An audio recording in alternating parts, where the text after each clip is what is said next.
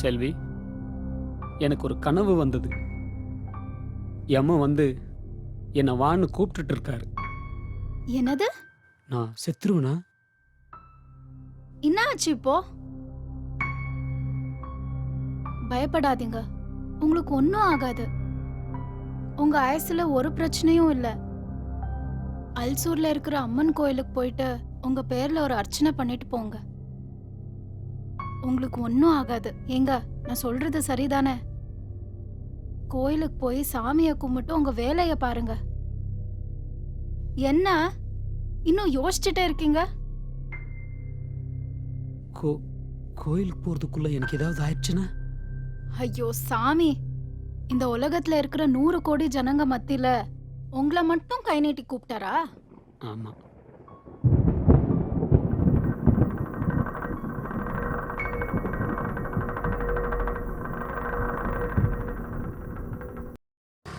என்ன மச்சி ஃபீலிங் ஆகுற?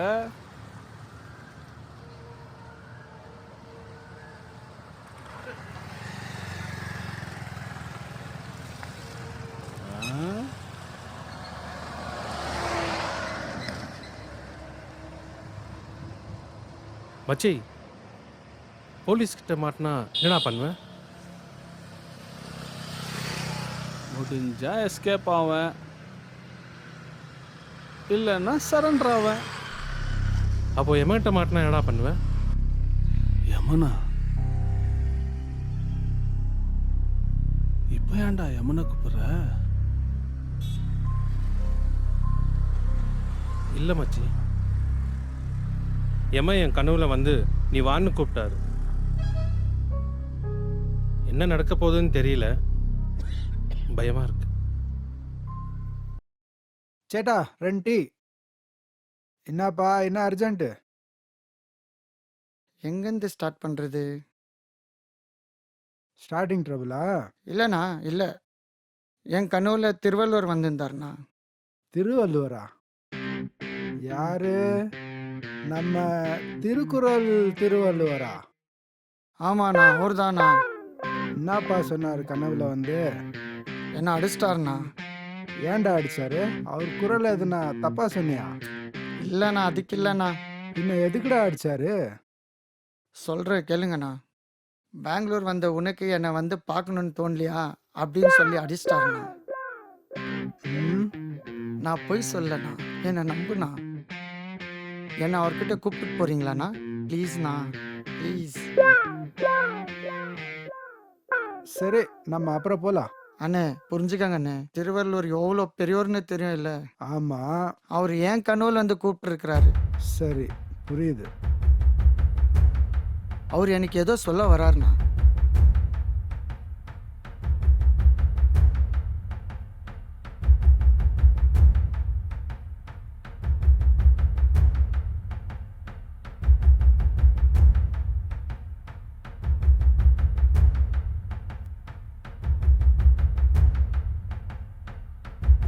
கோயிலுக்கு போக சொன்னா ம்,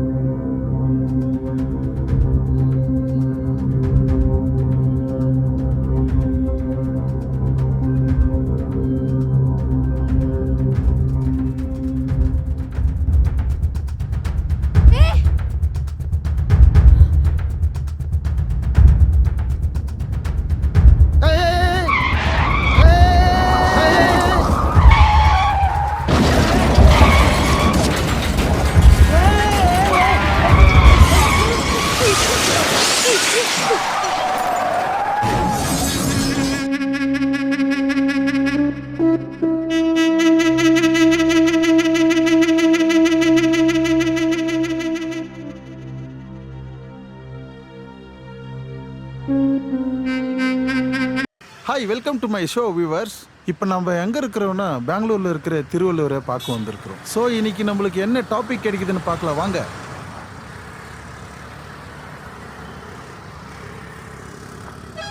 வணக்கம் ஐயா. எதுக்கு இந்த பேனர்னு தெரிஞ்சுக்கலாமா?